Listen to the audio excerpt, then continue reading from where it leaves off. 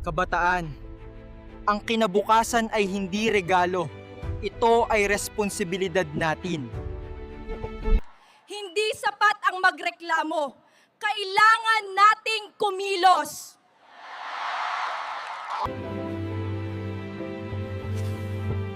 Kung may mali kang nakikita, may papel kang gagagampanan. Huwag mong hayaang ang takot ang magpatahimik sa'yo. Mas kailangan ng bayan ang tapang mo kaysa galit mo.